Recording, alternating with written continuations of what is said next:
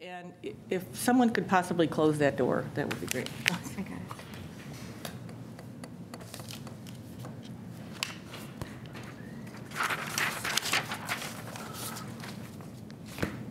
The chair will call to order the meeting of the School Board of Community Unit School District 201, February 12, 2013.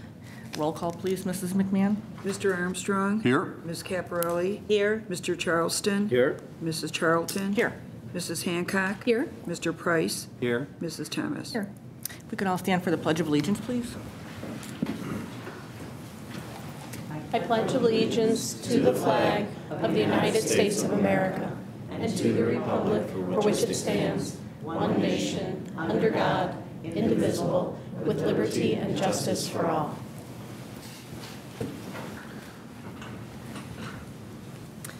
Okay, the first item on public comment is Celebrate Success with the WTA, please.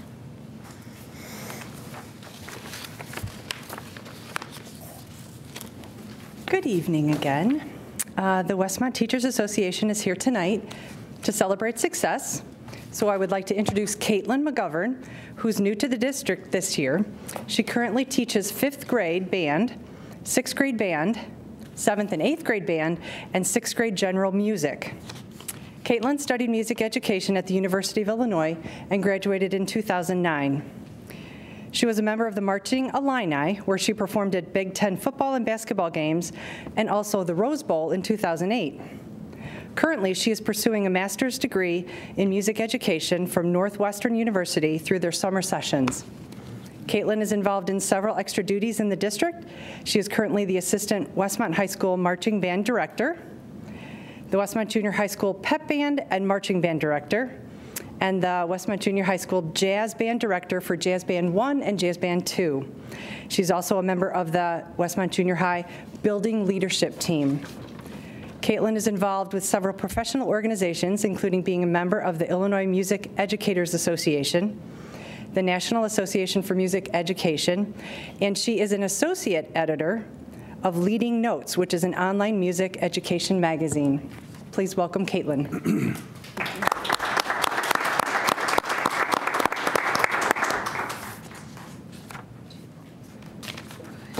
Thank you very much for that welcome. I'm really excited to be here to talk to you guys about this. As you heard when Laura read through my resume, you heard the word band many times. That is a big part of what I do, but there's also this other corner of music education that I'm really interested in, which is creativity, specifically through songwriting. So a couple weeks ago, I had the chance to talk to my fellow music educators about this topic at the Illinois Music Educators Conference in Peoria. And the title of my session was Creativity Through Songwriting in the Classroom, which is something that if you have any experience with kids, that can be a very intimidating thing, because that means giving them space and letting them do what they want, or at least feel like they're doing what they want. So what I spoke about at IMEC was that process, how to facilitate that process, how to get kids involved and excited in the idea of creating their own music. And I've had several experiences with this that have been very, very positive. I've done this in my former district with high school guitar class. I've done it with high school music theory, and also a little bit with junior high. And now I do it with 6th grade general music classes here in Westmont. So I have a couple of little samples to play for you of our kids creating some music. So the way that this works is they get an opportunity to decide every single thing about the song. So that means they determine the lyrics, the topic, the form of the song, the instruments, you name it, they get to decide. So this is a big freedom for them to do. So my first quarter class, they decided to write their song about ice cream, because as we all know, food is one of their favorite things when they're in the 6th grade. And ice cream was this class's food of choice. So what you're going to hear in this clip is lyrics written by them, some of the instruments are being played by them, and every single musical decision was theirs. So here's the first sample. Maybe I should turn on the speaker first. There we go.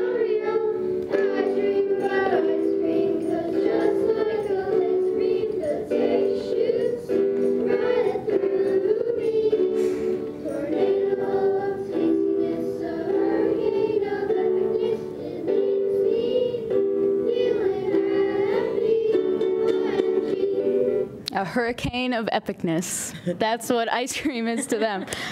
So I believe this class had 20 kids in it. All of them are on that recording. Each of them contributed an idea to the song. For some of them, it's the words. For some of them, it's what's going on in the background. But whatever it is, they get to contribute, and it's all theirs, which is my favorite thing about this. Another example, this one is about sports, and it was written by our second quarter general music class. And already you can hear it's very different than the last one.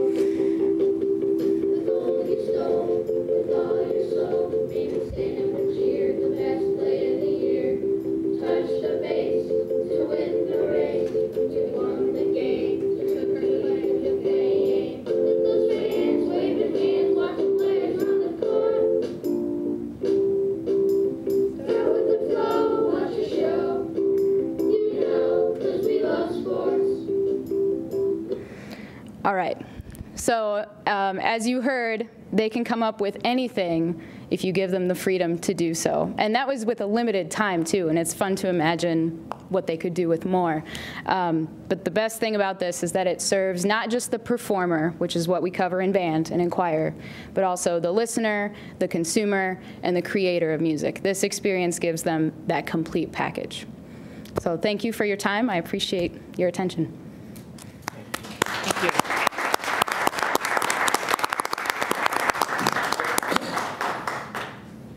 So I guess the next step might be to market the jingle to some companies and get some proceeds. All right, thank you very much. Okay, Bob Reed, please.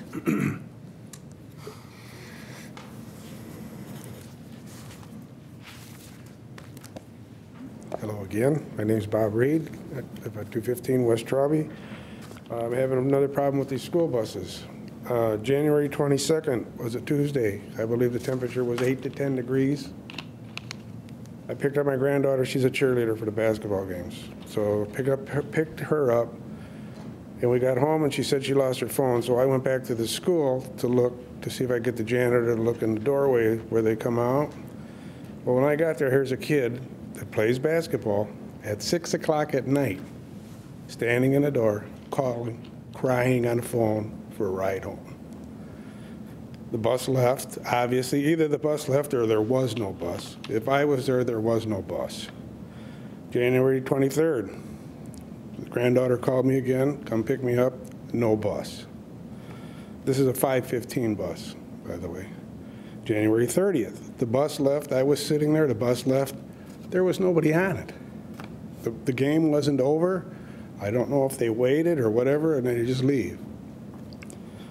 And then now February 8th, Friday, again, no bus.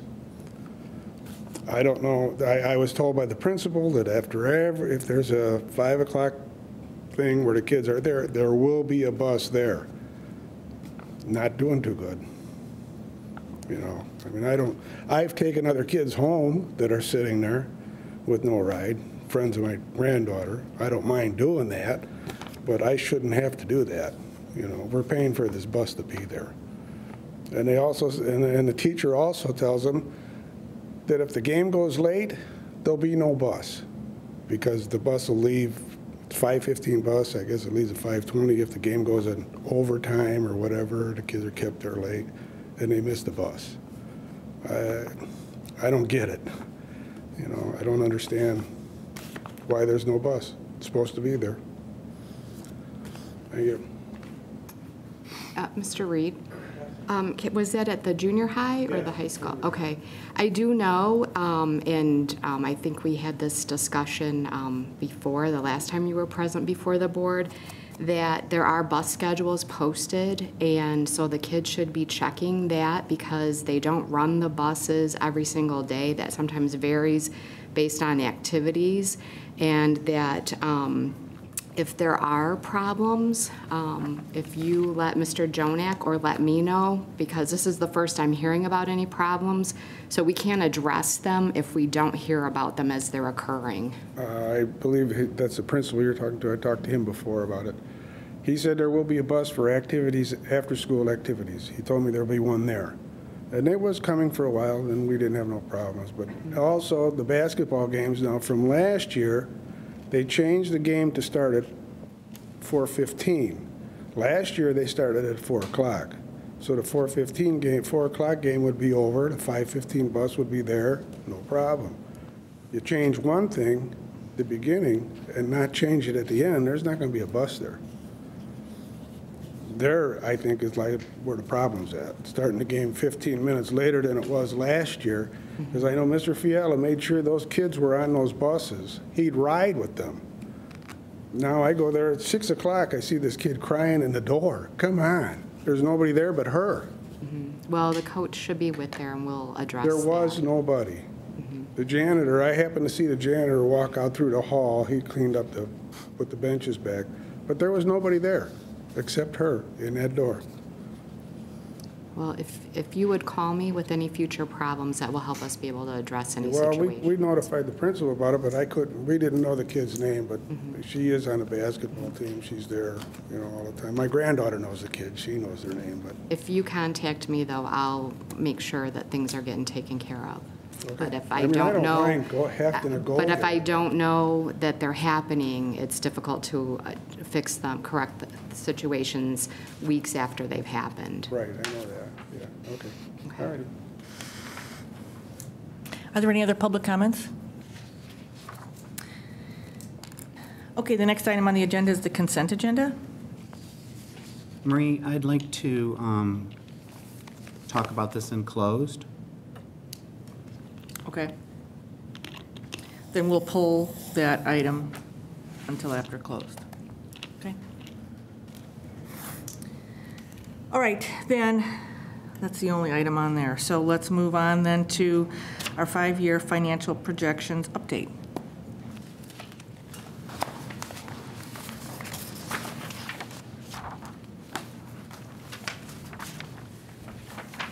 We have Mike Francis from PMA with us this evening to present our 5-year plan.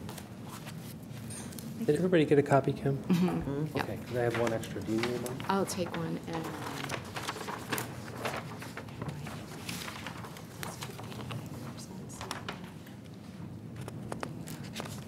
I've got a 2.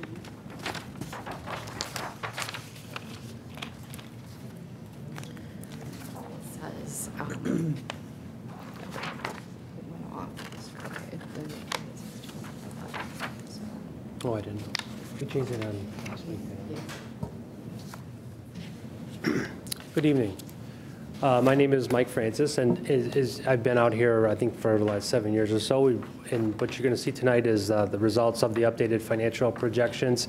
Each year, around this time, the school district updates its 5-year look, but uses the model throughout the year to run various scenarios depending on what's happening. And what you're going to see is a summary of lots of different assumptions. It's more of a high-level overview of the projections.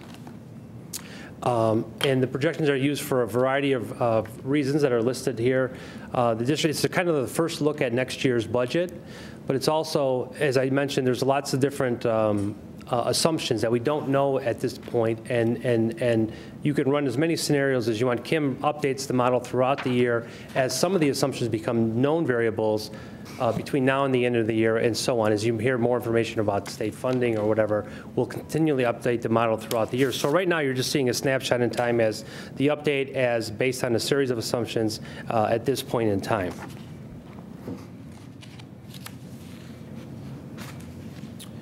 There are a number of elements that go into the model. We've got, now that you've finished the FY12 school year, you have an annual financial report that's audited. That's one of the first things we do when we do the update. And we also incorporate your new 2013 budget for their financial projections, as well as last year's tax extension reports. There's the actual teacher scattergram and salaries are also are modeled into the program, as well as a number of other elements that are listed. Starting with projecting the district's revenue, we're looking at the operating funds of the school district. They are listed at the bottom of the slide there, the education, operation and maintenance, transportation, IMRF, and tort funds. The district is primarily funded locally with local property taxes, but also has another about 6% local funding. So you get about 87% of your funding locally. You get 3% from general state aid, 5% from other state categories, and 4.5% of this year's budget of $24.4 million from the federal government. So the assumptions in the model to use moving forward are as follows. The initial, as being tax capped and primarily funded by local property taxes, the most important assumption is the consumer price index. And this chart starts off with dark blue bars that are actual CPIs or consumer price index, and then projected CPIs. Now, the levy that was just passed by the school board a month or two ago would have been based on last year's CPI, which was 3%, for taxes that are going to be collected this summer and fund the next school year. And then the CPI that for 2012, that information just came out about maybe 3 weeks ago. And that number was 1.7%. It fell the last 2 months. It was trending about 2.5, and it fell the last 2 months down to that 1.7. And that 1.7 number is going to drive next year's levy for taxes collected in the spring or the June and September of 2014. They're going to fund the FY15 school year. So again, in summary, 81% of your budget is funded with property taxes.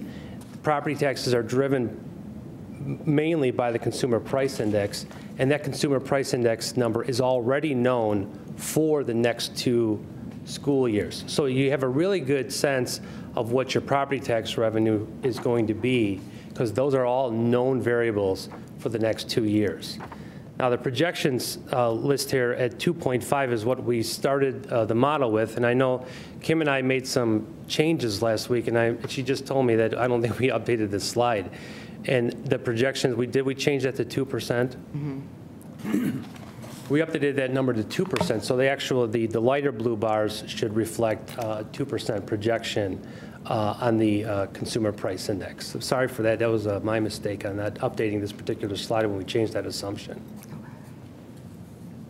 Again, that assumption is not going to affect anything until the FY16 school year. So that's going to be a slight change in the revenue projection for that particular variable. The other piece that drives property taxes is the amount of new property that's added to the district equalized assessed valuation on an annual basis. And again, that is this chart here shows the actual and projected new property values for the last 4 years, and then projected out for the next 6 years. And like everywhere, those numbers have fallen off quite a bit as growth or new growth has really slowed down all over the Chicagoland area or all over the country.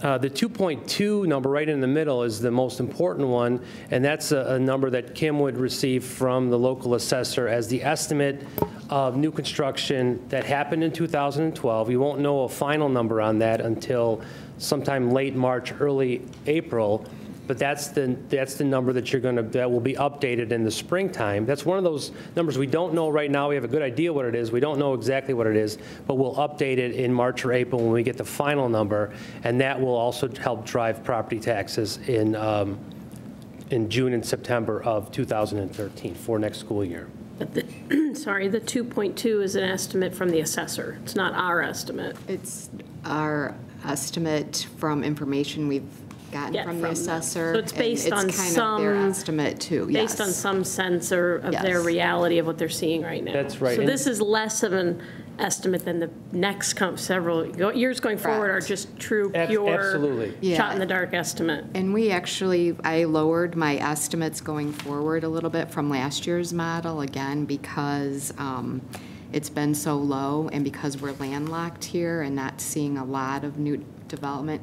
But again, once we get that information in March, then we can kind of look at it and see if we need to adjust things out adjust the model for future years too. Yeah, that estimate for new growth, that's going to be interesting in the coming years, and particularly in light of the CBD TIF conversations, because if the CBD TIF conversations advance, then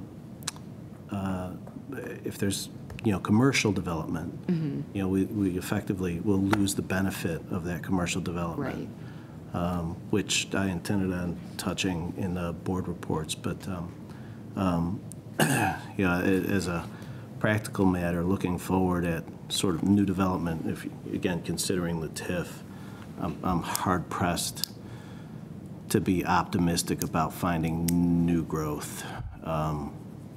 Because at that point, once you take the bulk of the commercial space out of the 201 tax base, the EAV, the EAV base, all you're left with is the prospect, the hope, if you will, of knockdowns, on housing, which I think is pretty speculative.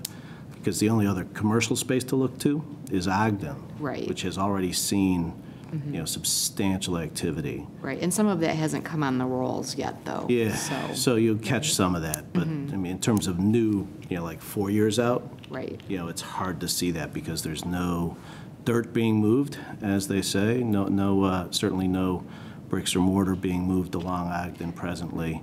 Yeah, we just need a couple tear downs in 2016, and then we'll be a couple, like 20. Big ones, really big ones.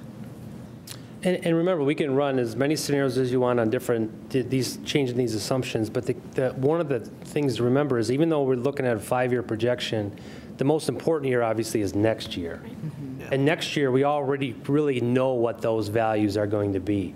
And that's why you continually do updates of the model.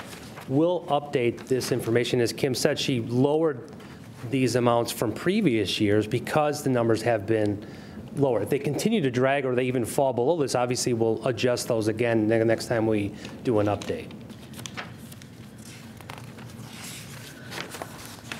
Other local revenue, the corporate personal property replacement tax, or CPPRT, is projected flat, which is based on an estimate from the Illinois Department of Revenue, which you receive about $233,000 annually from that particular corporate tax.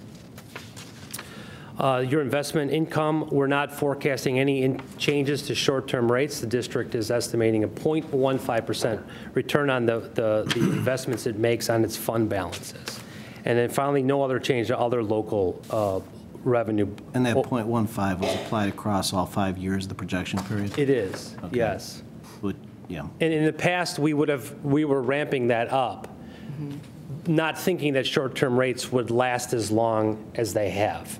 And now we've adjusted that to say, you know what, we're not projecting increases in short-term rates any longer. Let's wait until they actually occur before we start doing that. On the state and federal side, your general state aid this year is funded only at 89%. As you know, that there's been cuts to state funding all over the place, and this is one of those areas. All school districts got their general state aid allocation cut by 11% for the current fiscal year. We're not projecting any increases in the foundation level for the next 5 years, as there has not been one in the last 4 years. And we're also projecting that the proration will continue to get deeper. It went from 100 to 95 to 89 where it is currently, and without additional money into the general state aid pot, it will get cut again, maybe not down to 80, but it's going to fall somewhere between the 80 and 85% variable. The other thing that's happening within the mechanics of the formula is that you'll be transitioning to a flat grant funded district starting next year. And the model right now, based on your enrollment projections and local values, that you would stay in flat grant funding for the next 5 years, which means you only receive $218 per child. You actually get a lot more. The majority of your general state aid claim comes from what's known as supplemental general state aid, is for low-income children. You can receive a small portion of the general state aid as the flat grant amount. Now this one is really the most subject to district loss.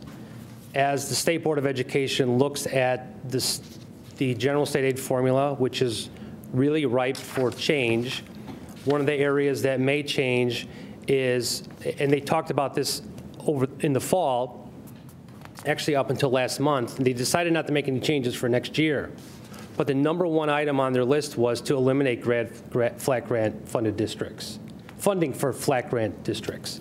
So we're projecting you to be receiving general state aid in this model, and you're very likely to receive general state aid next year.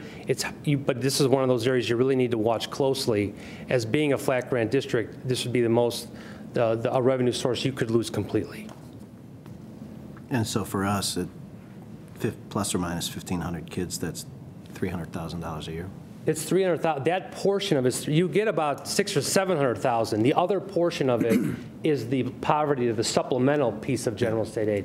Now that piece we don't know if it will go away completely, but the portion that you just mentioned is what you're at risk for. Okay. All other state categorical grants, and your main ones are special education reimbursements and transportation reimbursements, are projected to stay at their current budgeted levels, meaning no additional cuts at the state. We're hopefully that the state has made, and you know that they've made quite deep cuts in transportation reimbursement, and then they won't get any deeper, and they're going to hold where they're currently being funded at. Same with the federal side, we're projecting those as flat amounts. This slide just gives you an idea of what the sensitivity analysis is on the two main variables, and again, your main variables for this district being funded mostly with property taxes is the consumer price index and the amount of new property. So, if the assumptions are different than what we're using in the model, and again, the amended slide is actually 2%. For every 1% difference to that assumption is about $207,000 plus or minus to the district's tax base annually. Same thing for new property. If the new property doesn't come in at $2 million or $3 million in the next couple of years, for every million that it's off, it's about $40,000 plus or minus. Does anybody have any other questions on revenue? Summarizing the expenditures, this pie chart shows the district how it's budgeted. Its current the FY13 budget at $24.7 million. So we're still looking at the same 5 operating funds and then the assumptions that are driving each of these pieces of the pie. For salaries, the projected salaries for teachers are 70% of the projected CPI, or the actual or projected CPI, or consumer price index, annually to the base, plus any step or lane changes. Did you, just to ask, did you catch the floor in the third year? Yes, he has a floor in the third year. And same thing for other staff. All other staff in the district are projected at 70% of the CPI on an annual basis. Benefits are projected at 3% for next year, based on some information that Kim just received, I think, in the last 2 weeks, but then 10% annually thereafter.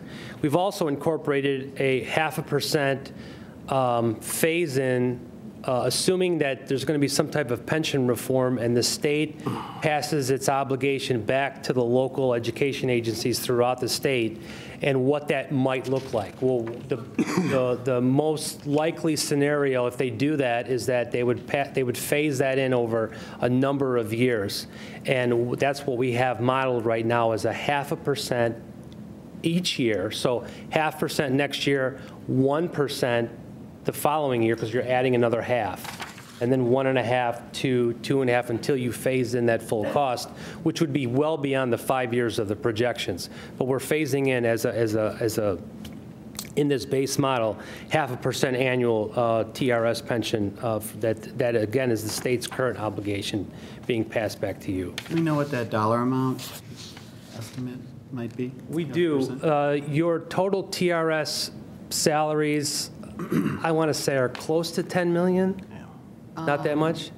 8 to 10? Somewhere around there. I thought it was 60,000. Per percent? Yeah, but I can get this to, yeah. What or the 0.5%. What the 0.5%. Okay, so right, yeah, so yeah, I think your TRS salaries are somewhere around 10 million. I could be off by a million either way, though. So, for every 0.5%, that would be $50,000. Mm-hmm. So, and I could be wrong too. Kim might be right at 60,000. Somewhere around 50 to 60. That. fluctuate. Other expenditure assumptions in the ed fund and the operation and maintenance fund, we're holding all other items, including purchase services, supplies, and capital outlay to 2.5% increases. The special ed tuition portion of the education fund budget is forecast at 8% annually. Transportation fund is forecast at 3.5%, and the tort fund at 3%. Again, for base purposes for modeling, your current full-time equivalent staff members this year is 118.4 FTE, and we're holding that no change to staff for the next 5 years to show you what kind of a status quo FTE basis would look like. Some final additional assumptions, no changes to the school funding formulas. And I talked a lot earlier about general state aid. That's the one you really need to watch closest, is that one you have most at risk to lose if they do change that funding formula. No change to the tax cap law, and the school board would tax or levy for the amount that is eligible to them under the tax cap law on an annual basis. We have built in the known teachers that are signed up for retirement, which is 16 over the next 4 years, and we're capturing those costs of those retirement track employees, as well as the savings in the year after they're gone, and we're replacing them with a teacher at the Master's Lane 5, which is about almost a $60,000 salary currently in FY13. So in a nutshell, what is that? And again, we're looking at an aggregate basis, looking at your current year budget in the first column, and then what the next 5 years could look like. This is a combination of your 5 operating funds. Again, in the first column, your revenue is 24.4, your expenses are 24.7. You have a budgeted deficit in the current fiscal year of $300,000. Your beginning fund, if you're moving down, your beginning fund balance is about $12.5 million, and that would be based on your most recent 2012 audit of those 5 operating funds. And if that budget were to come in as a deficit, again, the budget is a framework, a plan for FY13, but assuming that it came in as budgeted, your fund balance would obviously fall by that amount to $12.28 million, or just under 50% fund balance as a percentage of expenditures. And those are June 30th fund balances, so they capture, right. They're not low point, which you'll get to later, because That's they right. capture the June tax payments. That's exactly right, because you get, the majority of your revenue is taxes. You get taxes in June and September. So really your high point, one of your highest points is June 30th, because you've just received taxes. So these fund balances include the taxes you've just received, which are really to fund the next fiscal year. Moving to the right. I know these slides are hard to see, and we have the benefit of having them in front of us, and I think it's worth pointing out, though, for folks who have to stare at them because they're small numbers on the screen. So we budgeted a $300,000 negative this year in the operating funds based on the projections and all the assumptions that Mike just laid out, which keeps staffing the same and incorporates all the new contract stuff and all the other things we've talked about. Next year's projection is for a 566 negative, 566,000. The year after that is $854,000 negative. The year after that is $1,480,000. The year after that is $1,008,000, and the year after that is $2.4 million. So the negatives accumulate fairly quickly for a lot of reasons, but I'll defer on that for a second. Yeah, well, that's a great thing that you need to look at. One of the main things you need to look at is how much fund balance do we have, and what is our projected annual deficit, and what decisions do we need to make around that? And that's exactly the point that needs to be made. Your current deficit from 300 grows to 560 based on these assumptions. A lot of it is, or a piece of it is the state funding is going down, and that's going to happen because you're going to move into flat grant. Even if they fund general state aid, your general state aid allocation is going to go down next year. And so you're going to, it's going to be a revenue piece that falls slightly.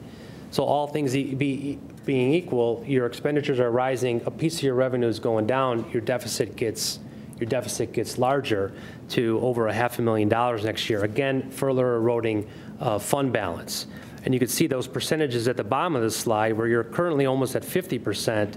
If you did nothing and those assumptions came through, you would fall to 17% fund balance by the end of the 5 years. But that's one of the things the board always does, looks at the projections and makes adjustments so that this particular outlook doesn't happen. Yeah. And these numbers reflect a 2.5% CPI projection, not. No, they actually, Yeah, this slide These just reflect didn't- 2%. Yeah, the slide didn't change. That's fine, I just wanted to make sure We've what. made several adjustments to it as we got new health insurance information and things like that, updated, did the change to CPI, but the slide didn't get changed and I didn't notice yeah, the only it. thing that is not right is that one of those first slides, it's that CPI graph. The numbers are right. These slides reflect the 2%, and they reflect, remember the salaries are projected at 70% of the CPI. That's 70% of the projected 2, not 2.5. So those are all in line. Okay, thank you. And just a further clarification of what you said. So these deficit numbers are at paper here, if we do nothing. If you do nothing, Stay at exactly. All of Status the quo, no facts that you've changes. talked about and all of the budgets and all of that. So that's if we do nothing. Right. One of the key things is here is to give the board a look at what is next year going to look like. And between now and the end of the year, you make lots of decisions as to driving the FY14 budget. And you've got this in the back of your head going, how are we going to affect this? What is a reasonable deficit for us to go into next year based on this assumption? And we'll constantly update it as Kim gets more information or the board makes decisions. We do updates, and she has the ability to do updates throughout the year. Okay, thank you. And then finally, this last slide shows what the fund balance by fund and in aggregate looks like. This shows you all, not only the projections, but also the history of the fund balance from 2008 through 2018 is the axis along the top. Again, the five fund balance, aggregate fund balance, again, June 30th, red line at the top going across. You had about 13.7 million in fund balance in 2008, and you have about 12.5 this year. So over the last 5 years, it's fallen, but it's only fallen 1.2 million over the last 5 years. But if you continue down the current path based on the assumptions we have, you can see how that red line starts to not only go down more, but the slope starts to get greater as those deficits potentially compound.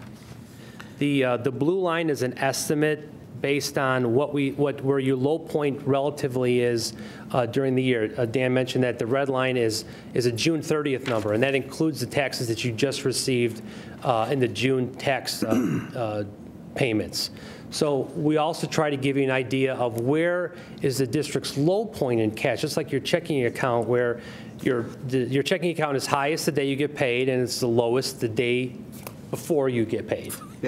So that's the same type of thing. We're trying to show you where is your low point, and your low point is in May before the June taxes come in. So this, again, it's an estimated number it kind of gives you an idea of if that number starts to approach zero, the district would need to potentially have to issue some type of short-term borrowing mechanism to make it through June until those taxes came in. And you're not in that position now. But you would be potentially in the next couple of years. You'd have to have fund balances of 9 to 10 million before, if your red line falls below 10 million, then your blue line or your low point starts to approach zero. Yep. And Okay. yeah, it speaks to the at-risk flat grant thing, because lose that in year 2 of this projection, and by 2016. We're negative. Again, all of that assumes leaving staffing the same and leaving programs all the same. And so one other quick note, Kim, I note with some interest that the individual fund balances remain above zero the entire time up through 2016, and congratulations on balancing the individual fund balances. Thank you for that.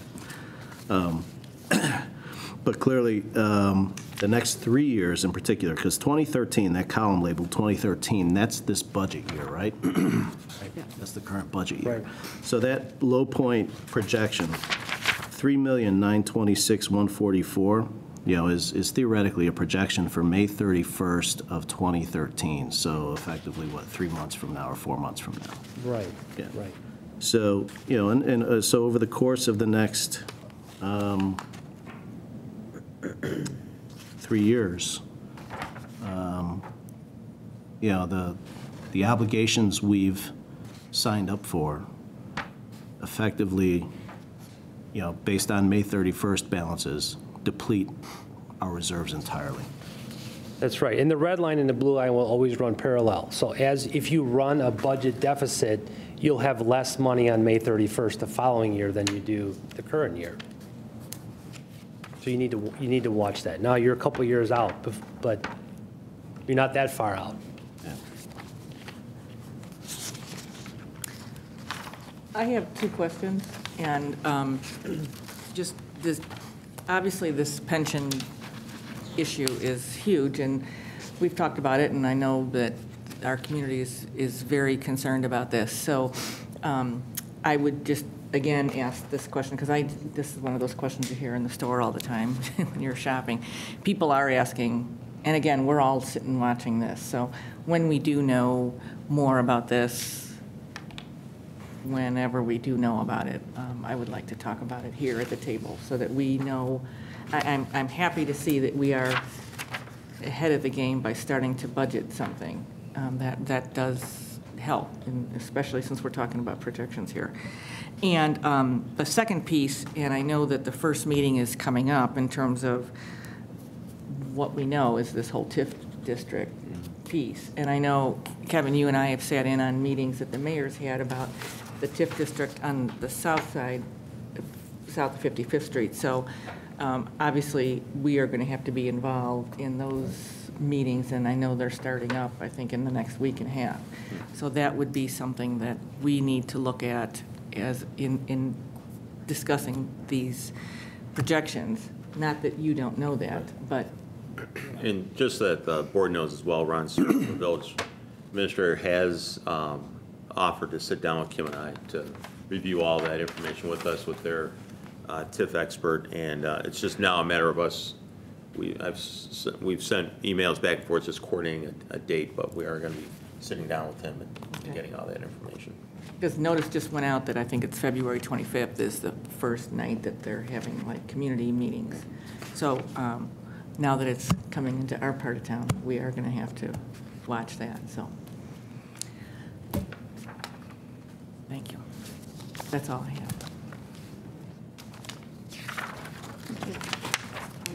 Thank you. Anyone, any more questions for Mike?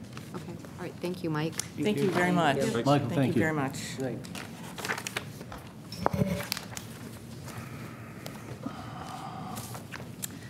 Okay, the next item on the agenda, discussion information about early childhood program.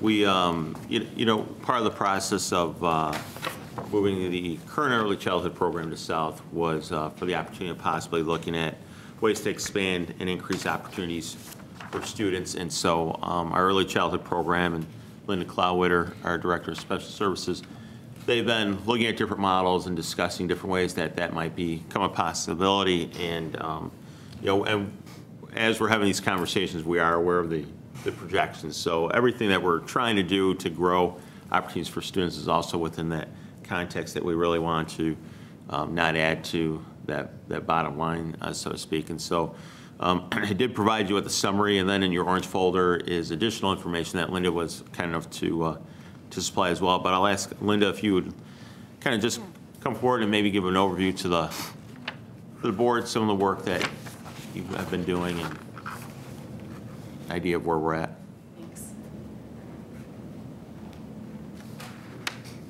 Not the best presentation for me to follow, clearly. Talking about an expanded program. Okay.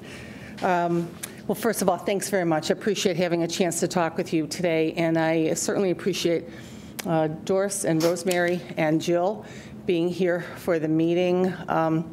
They are absolutely the front line of everything that goes on, and I'm so grateful to them for the work that they've done in the program. As you know, they pulled that move together pretty quickly and did it beautifully. So when those children came the first day, the transition was seamless, the day was successful, and we were all really pleased at the result. And I think when I have an opportunity to look at the number of students in our community that really are in need, and I see the potential and the opportunities that are inherent in the program, like the early childhood program, I'm really very excited to at least have a chance to discuss what an expanded program might look like. When Kevin shared with me the remarks that he was going to be sharing with you, I was able to kind of go through his remarks, keeping in mind the numerous meetings that we've had with the early childhood team. And I would be remiss if I didn't also include the early childhood paraprofessionals and also the student services providers, because it really is a team. And I'm just so pleased at the early childhood team and what they've been able to accomplish. So when Kevin writes to you about increased opportunities, we just this year, as you know, added an additional First Start session, and that's been very successful, and we've had the benefit of having Jill Christensen join us, and we're so pleased from the moment that we met her in the interview. We knew that she was the one, and it's just been that way throughout the year.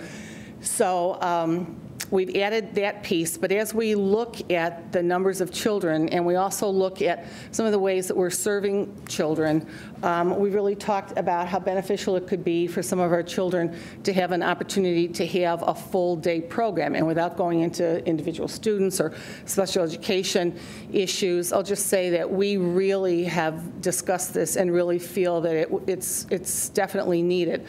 So as we're looking at the next year and we're looking at the facility and what we have to work with, we're certainly looking at the First Start piece, but looking to add some typically developing children into that component. So we would have, currently Jill and Rosemary have classrooms where we have children who are identified through our preschool screening, and they are identified a number of at-risk factors. And then Rosemary and Jill also have students in their classroom that have IEPs. What we don't have is we don't have the typically developing piece. And when we talk about that, we have an opportunity to talk about families that might be interested in coming into these fabulous classrooms and paying some tuition for that opportunity. And then we would be offering what we would call authentically blended classrooms. So that's one way that the program might change. And we actually, from a special ed perspective, there is certainly a benefit to that, because then what you can offer is another option along the continuum of services. Because when you talk with parents about placement of children, you do need to talk about least restrictive to more restrictive environments. And as you're adding typically developing students into your blended classrooms, you're giving an additional option that we don't currently have. We also would like the opportunity to look at, again, going along that continuum of environments, the opportunity to add full-day programming for some of our children. We have seen, without presenting numbers, we've seen what I would describe as a significant increase of students coming to us who have the need for some very specialized programming in terms of services for students with autism. And when you look at some of the best practices, pieces of that, you really understand that having a full-day program, part of during which you're able to offer the related services, but you're also able to offer services that are often very specific to students with autism, like a verbal behavior approach or discrete trials or those kinds of things. And we need students for longer periods of time in order to do that. And there are parents that are asking for that, and we have not currently been able to offer that. And so when we're having our meetings, we're having our discussions, what we have had to do in the past is we've had to talk about then moving children into programs not within the district, but within the co-op, for example. When we do that, there's certainly a financial piece there that we have to consider, but I think from our perspective as an early childhood team, the bigger perspective is we'd like to be serving our kids in our district, in our schools, and we would like to have the facility, the resources to see that happen. And I think that we could do it very well. As we've been talking about the early childhood program and planning, Doris and Rosemary have visited a number of schools to get some firsthand information. We've also been working with an autism consultant, and actually started doing that because we had a situation where we were not able to offer something on that continuum of services, and the autism consultant came to us actually through part of a legal situation. So she's been working with our team. We have 3 members of our team that have gone out for specialized training to be able to do some assessments in-house. So we think that we're really ready to take that on. So that's a little bit of background in terms of the expanded program. I could talk a little bit more about staffing. I could talk a little bit more about the Head Start option. I think Kevin noted in his remarks that we are currently researching that. There are a number of Head Start programs in our area. Metropolitan Family Services is currently the agency that has been awarded the grants for those programs, and they have some of those programs in sort of adjacent districts. And so we've reached out to them to talk to them about what those programs are like, the success of those programs, what impact it's had on their community, what impact it's had in terms of their staffing, and also revenue coming in. It was interesting to note, we were actually reviewing some of the information together, and while when you look at the demographics, at least according to the Metropolitan Family Services report, the number of children ages 0 to 5 is declining. The number of children in that age range in a state of poverty has actually doubled. So when we talk about that piece, that's another opportunity to provide some support for students on site. I know Kim has also had a discussion with SACID in terms of whether or not, if we had the space available, whether or not it might be something that SACID would be interested in looking at. So in addition to our conversations about how we would expand the program, we're also making every effort to be fiscally responsible so we can look at the possibility of revenue coming in. So, yes. I guess it all sounds wonderful, Linda, and I don't know, maybe this is a question for Kevin or for you, but do we have any projection as to how many new students or how many total students we're hoping to increase the program by? Are we 5 students? Are we 10 students? Are we 30 students? Do we have any idea what we're hoping for or what we might have projected it to be? Well, we do have the numbers, so we know in Rosemary and Jill's classes and in Doris's classes, we know the numbers of students that would be coming back. And then we also, we've just completed another preschool screening, and so I believe we're adding 4, is that right? 4 to the First Start class. We've just had some information from early intervention suggesting that we're going to be looking at adding to Doris's class, and I think Doris's class, Doris, where are you with your morning? How many children? We're full. You're full, and in the afternoon? Okay, so that answers that. And so we know that because we have to provide the services for those children, then what we've been doing is sort of creatively looking at whether or not some of the children in Doris's room could move to Rosemary and Jill's class so that we can free up the space in Doris's room. But we really are, and that's why we've kept a little bit of wiggle room in the First Start classes. But I think Rosemary and Jill, I think they've got between 10 and 14 returning. I think that was the last number. We had 10, and then with the 4. Doris has got about 7 returning to early childhood. And we're also looking at 5 students that we currently have. And again, I don't want to get into any specifics here just because of special education and confidentiality. But we do feel that there are children in Doris's room who would be candidates for the expanded program. So we would be talking with parents, if it was a reality, if it was to come to pass, we'd be talking to parents about whether or not that's something that they would see. It's something in terms of, placement option for them. But we think that we'd be looking probably in the first year to have that particular self-contained all-day classroom not go above 7 or 8, and we potentially are looking at 5 that would be starting the school year in that program. So then that also frees up some space in Doris's room for the children that are coming through preschool screening and also through early intervention.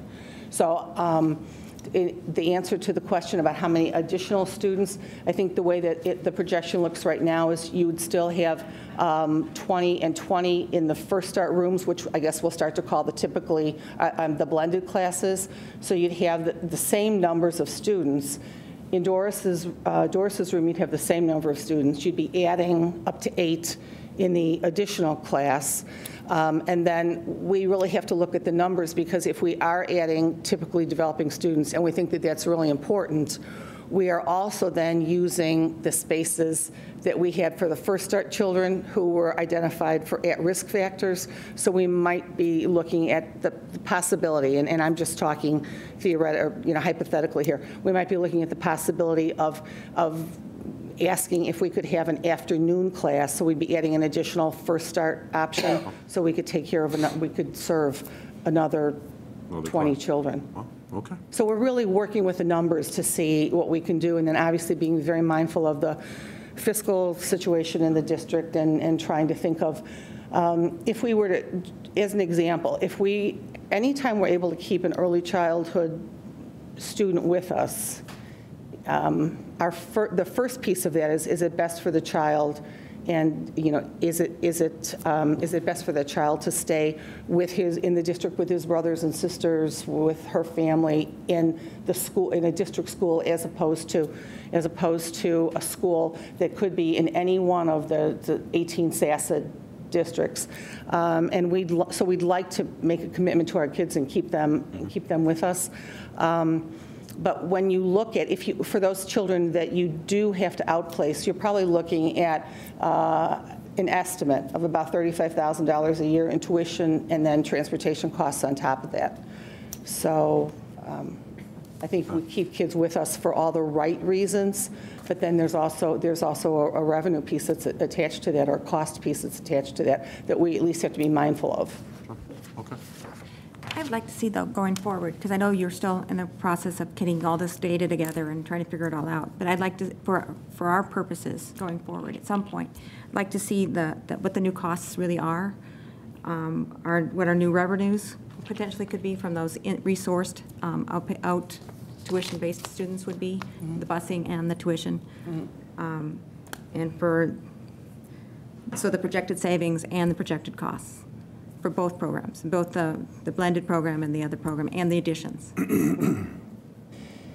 I can add just a couple of pieces, and I don't know if this is a direct response to your question, but some of the things that Doris and Jill and Rosemary have been working on is really getting the numbers from other districts in terms of what they charge for tuition costs. So we've looked at 3, and I think this is in your packet, we've looked at 3 different districts, and none of those districts offer a 5-day program. They all offer a 2 or a 4-day program. None offer 5. We'd like to offer a 5-day program. For all of those programs, residency in the district is required. We thought it might be worth looking at whether or not we could reach out beyond our district and obviously, give our district the priority and also possibly a consideration in terms of the tuition cost.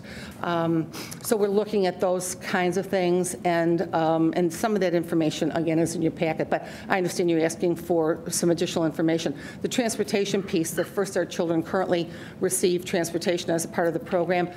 Parents that would be enrolling their children on a tuition basis our thought was parents would provide transportation or could maybe opt into transportation for a fee, depending on what that might be. So we're looking at those kinds of things. I guess I was thinking in terms of your outsourced students who you have to pay for that busing on top of their tuition. I was thinking that would be a revenue, some sort of offset if we can't retain them instead of outsource them. And I think we're thinking the same thing.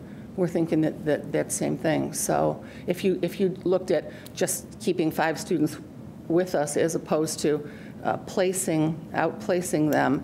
And, we're assuming that the quality of our program is at least the same quality as the program to which we'd be outsourcing them, and our goal would be that it's even better.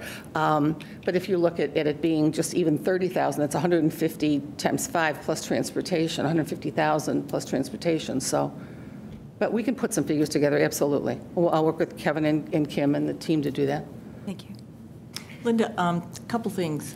Diane, were you done? Yes.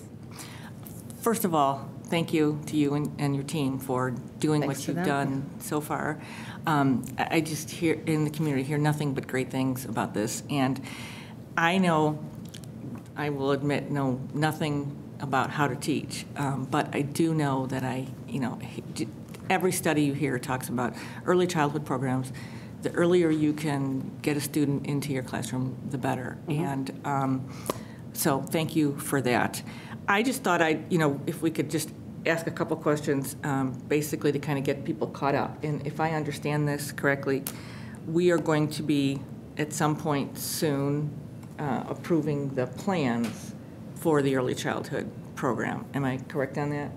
So that, the plans that you've provided to us, on that. We're having another meeting tomorrow afternoon. Yeah. At 3? Steve Cashman to take a look at his planning, and Okay. right, eventually that will be coming to the board. And just to remind everybody, as long as we're talking about money, this is money that we already have set aside from the bond money. So all these, the improvements to the building, now that the business office is going to be moving into their new home.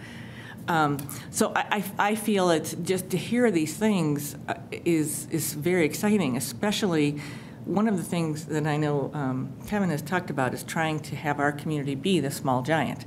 And, the information that you've provided to us shows us that we truly can be that. And yes, to keep a family together in the district and provide, as you say, probably equal to or better than what these students are getting elsewhere would be fantastic. So I, for one, have to say I'm very much looking forward to seeing these programs.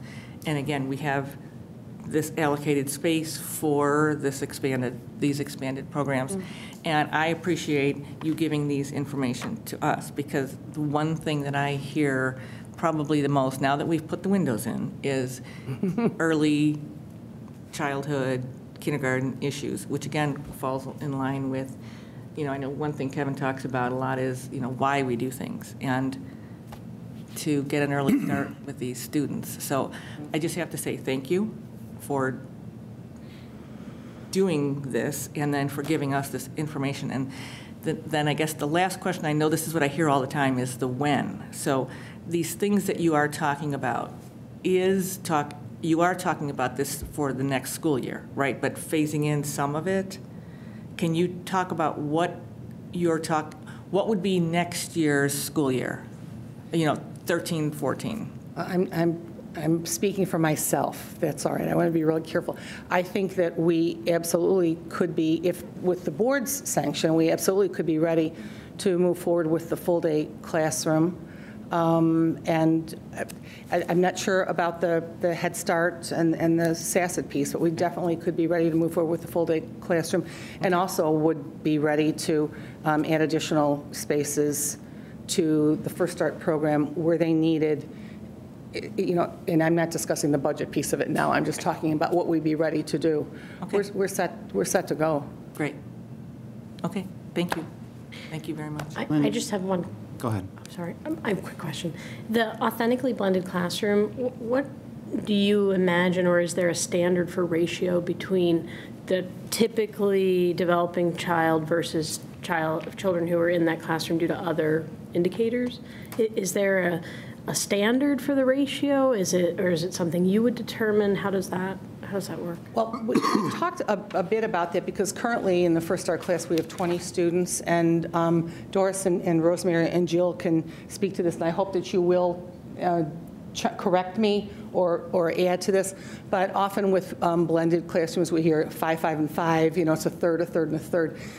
Special education, law guidelines require that if you have more than 30% of your students that have IEPs in a classroom, that classroom is considered to be a special education classroom.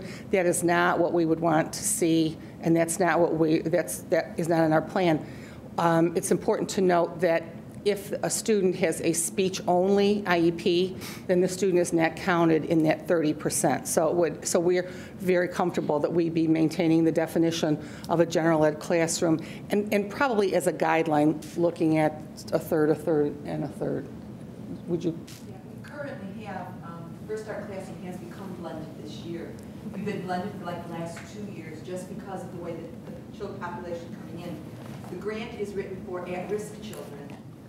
And then many of our, or I should say, some of our at-risk children also have a speech and language IEP. So we have had children that have moved into the First Start program that have speech and language IEPs.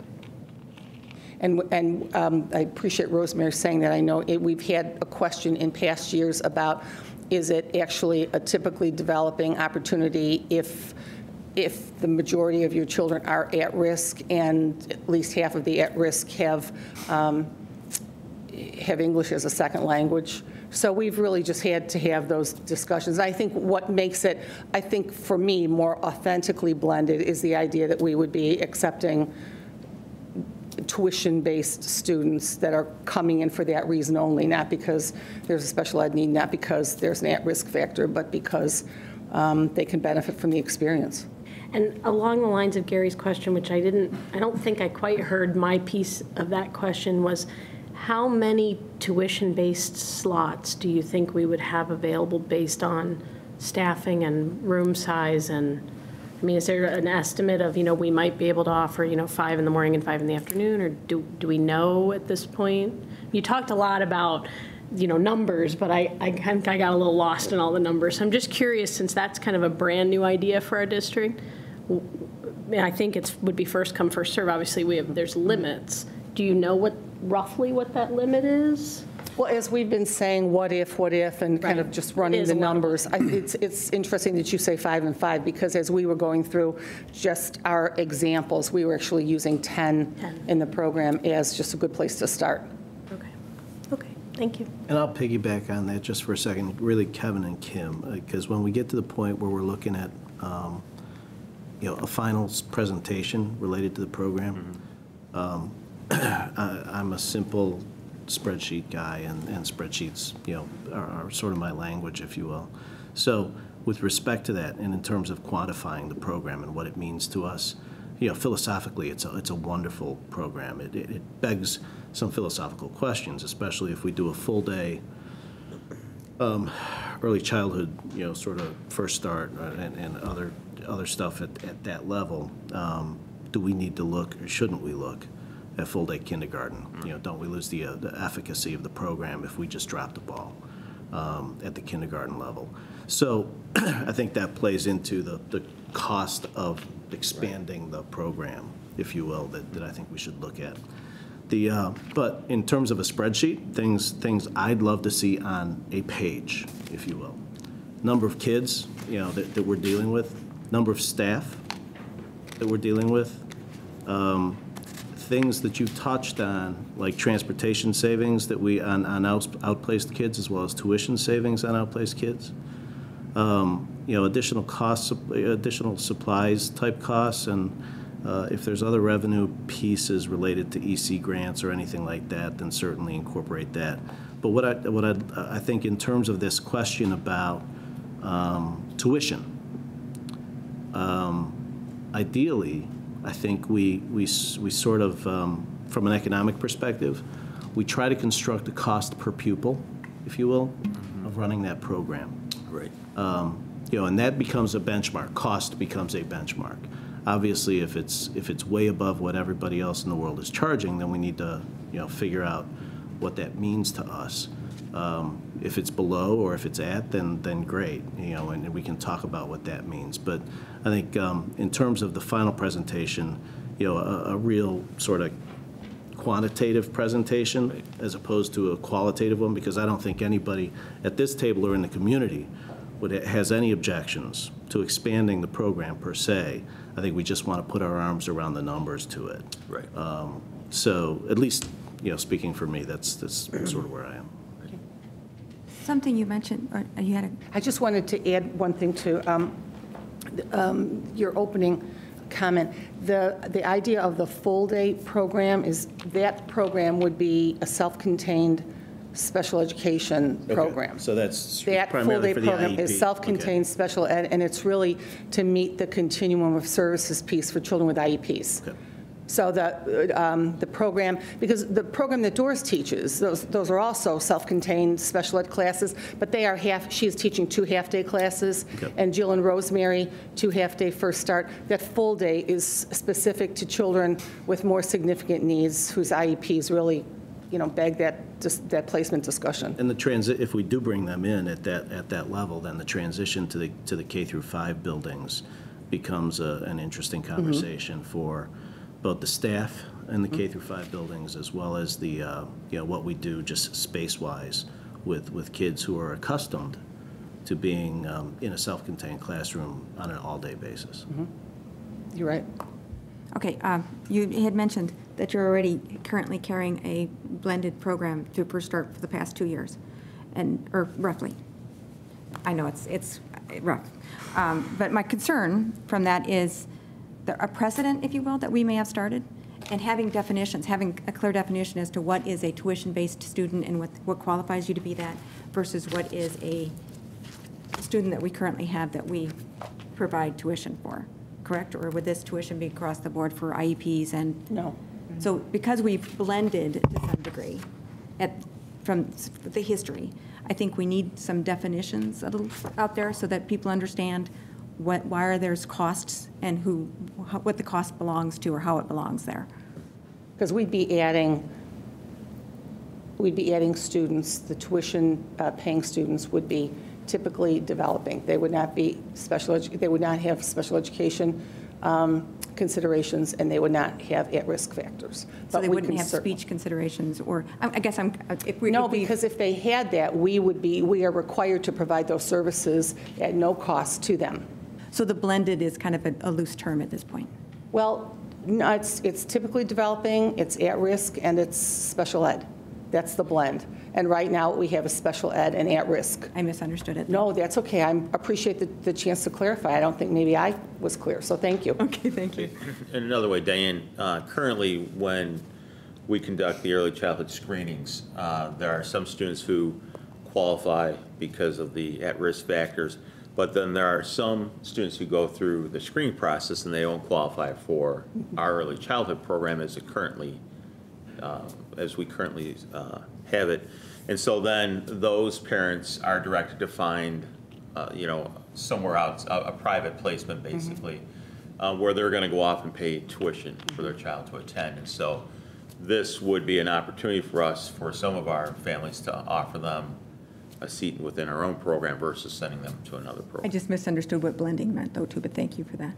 And I think as Rosemary and Jill generally do the interview, while Doris is one of the examiners, but I think they would probably attest to the fact that there are many parents that are hoping their child does really well, but at the same time hoping that I'm not sure how you work that out, but are you sure they can't come? Are you positive they can't come? So we'd like to have an option for them. But there will always be a place for Westmont's, or the districts, I should say, EI and First Start children. I mean, will they have a priority in placement? The EI students, the students that come to us through early intervention, who we then meet on to determine if the special education eligibility continues, and then we begin serving them. Will always provide for those students, always. There's no other way to look at that. And the First Start students, since you asked the question, right now when we screen between 3 and 5, so we have some children that come to us that are just 3 years old, or 3 years, 1 month. And they may qualify for at-risk because they have at-risk factors. And what we've been doing is after the entire team, the entire screening team, there's about 12 of us, after we sit together and we do the disposition piece of it, then our recommendation is often that they would qualify for First Start, but they have to wait a year And so we put them on a waiting list. And the reason that we do that is because we have to be sure we have space for the 4-year-olds, because we've got to give them a chance to have that school experience before they go to kindergarten. So we currently have 3-year-olds that have qualified, but they haven't joined us yet because they're on that waiting list. Understood. So are we going to serve them? Yes. Are we serving them right now? No, for those reasons. Okay. Linda, I'm really, really pleased to hear about the full-day consideration, because I think that is really needed. You know, and another piece to this is with the increase in autism and spectrum diagnoses, parents are much more savvy at a much earlier time frame, and they're going to come to our district and expect services. And if they don't get them here, they're going to look for them elsewhere, and we'll end up paying for them. And other private schools and facilities outside of the district are marketing directly to the parents, saying, your child deserves the services we provide here, and you're not going to get it in your district. So if we don't modernize, if we don't keep up, if we don't restructure this programming, in the long run, it will, and it could very well cost us significantly more from that perspective. And that's at least a piece that I think we need to consider as well. Also, I like you talk about our school, our students, our this, but it's also their experience, their relationships. And we spend a lot of time talking about the benefits of early childhood for the eligible students and what how it benefits them. But the blended piece, I think, is also very important. And it's important to stress that typically developed students learn in this environment as well. They learn new social emotional skills. They also benefit greatly from the different teaching methodologies and strategies that are employed in a blended classroom like that. So a student that might be learning more through the use of pictures, a typically developed student sitting next to them might really catch on to that and benefit from the strategies that they may not be exposed to in a typical day school or a preschool. So I think those are important things to kind of remind parents of. If, you know, I could see there be maybe a little bit of hesitation from parents thinking, oh, I don't want to put my child in a special education program. And so I think we need to make sure when we talk about it that we talk about the benefits of all the layered strategies that they probably wouldn't be exposed to otherwise. We're doing some investigation of a program that Easter Seals offers that's a blended program. And so they're pulling tuition-based kids into their classrooms at Easter Seals. And the very positive response from parents, the very positive experience that the students are having. So I agree with what you're saying, yes. Also, and I think it goes very much along the line. I love when Jack talks about a compassionate educational environment, and starting that at the very beginning is just, you know, a wonderful thing. So I very much look forward to this. I've been a big supporter of it since it was first talked about years ago. And so I'm glad to see it coming along. And I like to talk about additional expansion because we already have expanded. So from here on out, we should talk like that because we've already done good things in this. Well, you remind me if I misspeak, and I'll correct myself. I'll be happy to do that. I agree with you. Well, adding on, are you done too? Adding on to that is, you know, piggybacking on something that Dan had said too, just as thinking ahead, I know on our next meeting, we have been talking about that we're going to talk about other programs. And one of the things is the possibility of a full-day kindergarten, and thinking about our discussion about dual language programs. So all of those, well, especially the dual language program, fits right into kind of what Joel's talking about in terms of, you know, modernizing, if you will, if I can borrow your frame, of teaching our students. And the number one question I get, again, now that the windows are in, is this full-day kindergarten. So I will find that particularly interesting. I just had that question just the other day again. So ever since we've been starting to talk about that, and I've heard from people that there's people outside of our district that are hearing this and they're listening. So I will be happy to hear a continuum of this conversation. Okay. If I could just say one last thing, I'm not often. It's a rare occasion that I'm at this microphone, but I'd just like to take a minute to tell you how much I really appreciate the work that the early childhood team is doing. If you haven't had a chance to come by, if you haven't had a chance to visit a classroom, if you haven't had a chance to see the teaching and the experiences in action, I would encourage you to stop by, because I think that really what's happening in those classrooms is, in so many ways, miraculous. And I'm thinking about kids that I've met at the initial meetings that are coming in with any number of challenges, and the transformation that happens for them in very positive ways. And Doris and Rosemary and Jill and the support staff really deserve, I think, all the credit for that. And when I say all the credit, I mean in addition to the way that they link with parents and the partnerships that they've forged and the trust that they build in those relationships.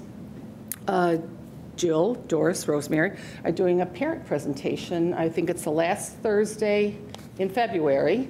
So that was one of the commitments that we had made as a team, that if we had the opportunity to really start to build this early childhood piece, that we would do more parent linkages, more parent outreach.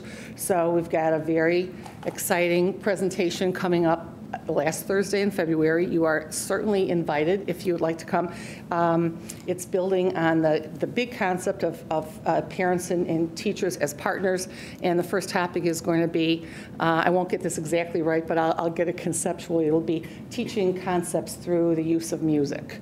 So we're really looking forward to that. So more to come, and you are all invited. And thank you so much for your time and for indulging me in that last comment. Appreciate it. All right, thank you. Thank you. Thank you. Okay, next item on the agenda, superintendent's report.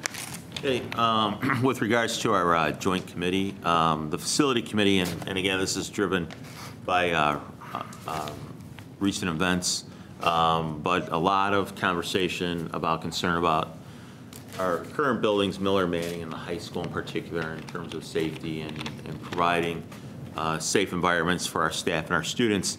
And so definitely a lot of, I think, momentum there. And one of the questions that came out of that group was, okay, you know, how are we able to do these things? How do you pay for them, and timeline and those types of things? And so we're currently putting together a timeline. And again, you know, you're either looking at issuing bonds, referendum, some way to cover those costs. And so we're putting together that timeline for the committee to take a look at, so that they know what they're looking at. And you know, when it comes to the security of our buildings, I think it's interesting. There was one of our committee members said, well, you know, if somebody is bound and determined, you know, nothing's going to stop them. And I think that's true to a certain degree, but at the same time, if we think of it in terms of layers, you know, security as layers, and every layer that we can add that makes our facilities a little bit more secure, our staff better prepared, that's one more deterrent then, you know, or it buys us a little bit more time, type of thinking. So definitely you're not going to be able to prevent every tragedy, but when we review our buildings, and I know it's been a topic for the board as well, when you review our buildings, there's definitely things that we could do to improve the overall security of our buildings. So that's being taken very seriously. Our strategic planning committee, they're still working on the SMART goals, and we'll be wrapping up that process to bring that information to the board. And the finance committee is working on dashboard criteria based upon some of the policies that the board has passed regarding fund balances and some of the state indicators as well. In addition, I believe all of our board members should receive a mailing from the Illinois Association of School Boards regarding the spring dinner meeting, which is March 5th. And so if you would like to attend, if you could please let Judy McMahon know, and she'll take care of making our reservation as a district. Could you remind us the next date of the joint committee meeting? Do you have that? It is the... March 5th. For the dinner? No, the dinner, I'm sorry. I believe it's the February something. 19th. Yes, February 19th. Okay, so the next joint committee is Right. Oh, joint committee, I'm sorry. 6:30 at the high school? Correct. 6:30. Okay, next item on the agenda, board reports. I did want to touch just on that, obviously, there's a TIF hearing at the Village Monday, the 25th. I regret that I'm going to be in Dallas that night, so will not be able to attend. But it's a critical event. It's a critical question for the district. We are the only district, save for College of DuPage, I believe, in terms of education districts, that the CBD TIF will affect. Unlike the South Side, which obviously had had 60, 99, and 86, along with COD, that were affected by the proposed TIF district on the south end of town. In short, and what came out of their joint commission was a 5-3 vote for, with 3 of the school districts voting against. And their primary concern, as I understand it, was the amount of commercial property that would be sucked into the TIF or brought into the TIF. Reason for that is simply this. Once a project is brought into a TIF district, the amount of taxes it pays is effectively then capped for 23 years with respect to the money that goes to the school districts. Now, that doesn't mean that our levy doesn't go up. Our levy continues to go up, as would theirs. But by virtue of not allowing that levy to be applied to the TIFed properties, the levy effectively is dispersed to non-TIFed properties, which in their case, a vast majority of would be homeowners.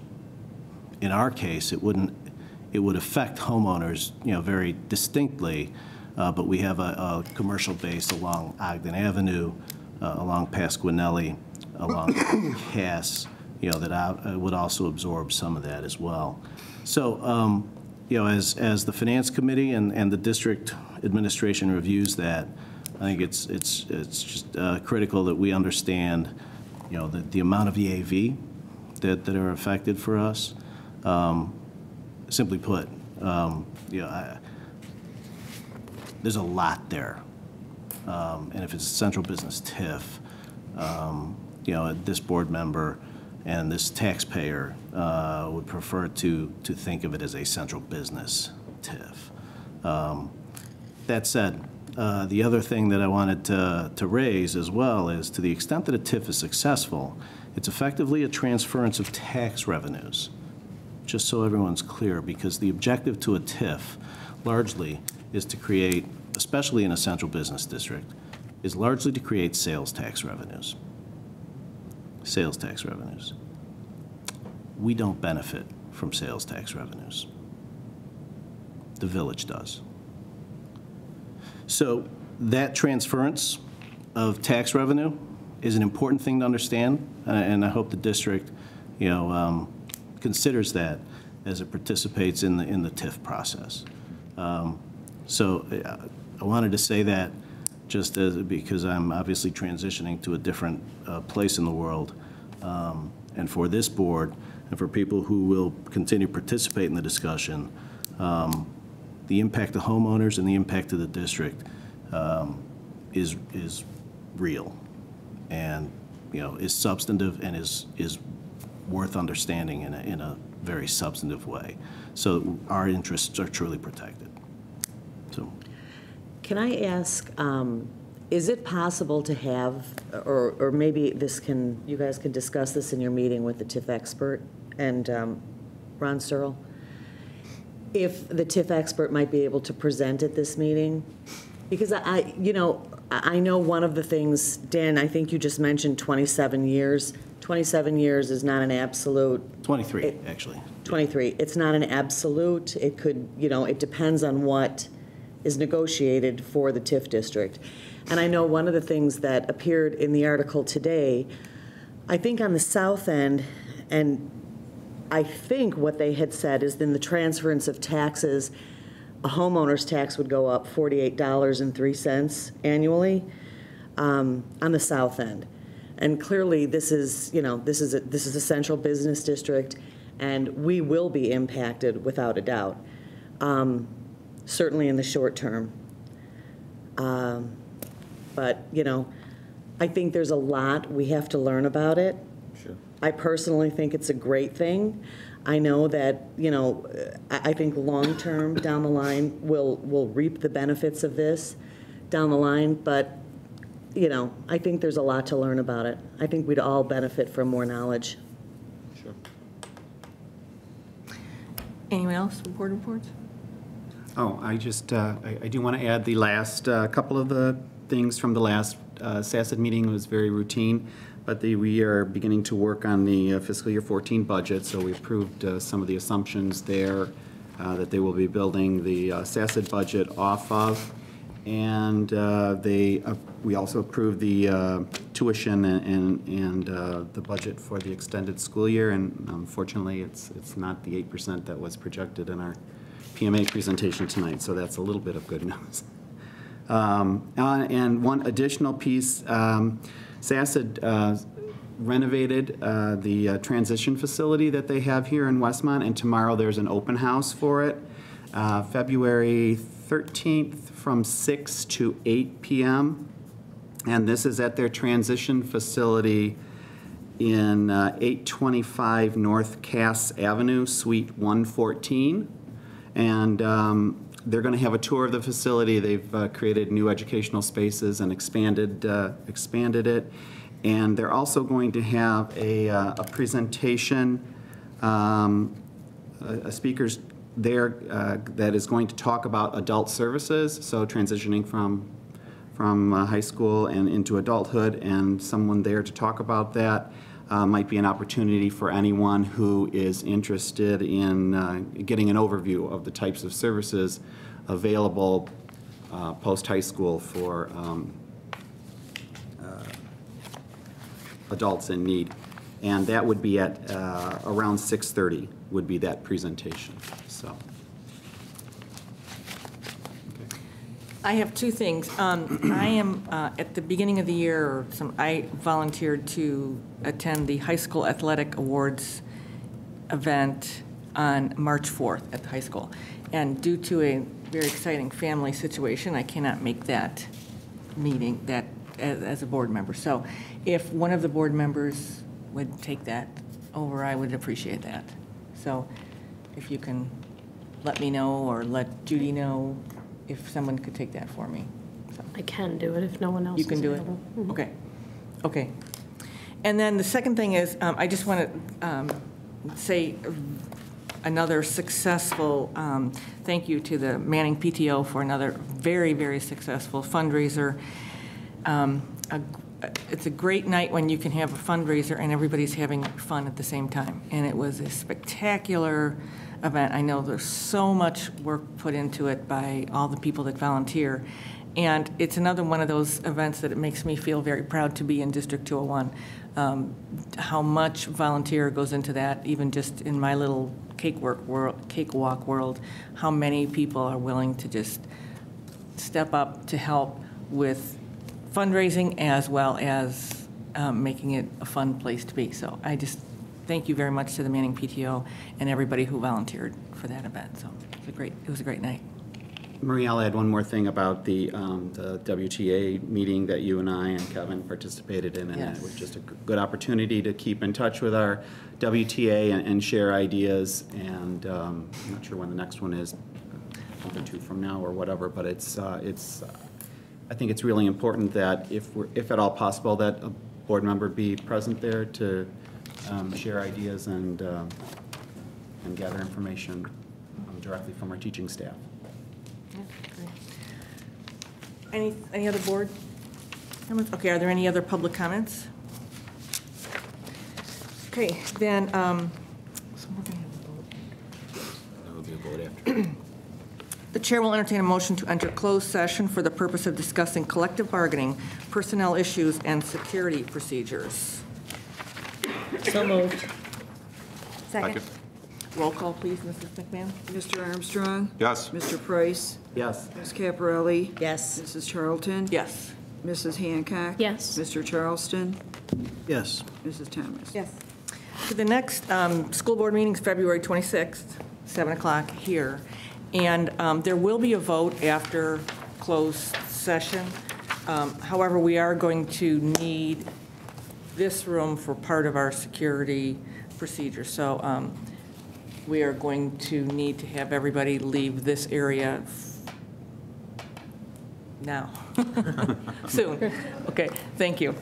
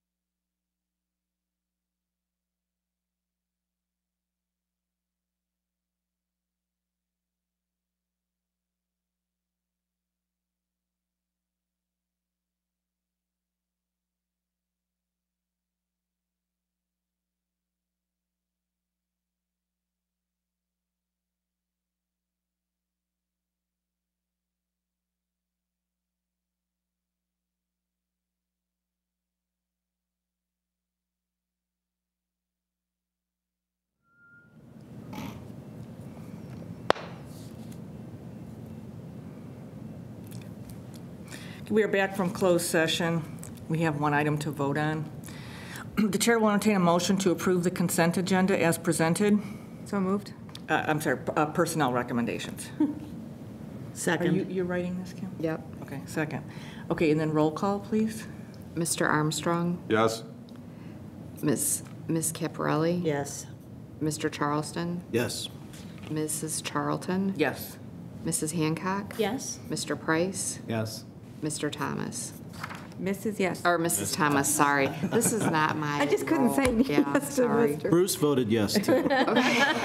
Okay, the chair will entertain a motion to adjourn. So moved. Second. All in favor? Aye. Meeting adjourned.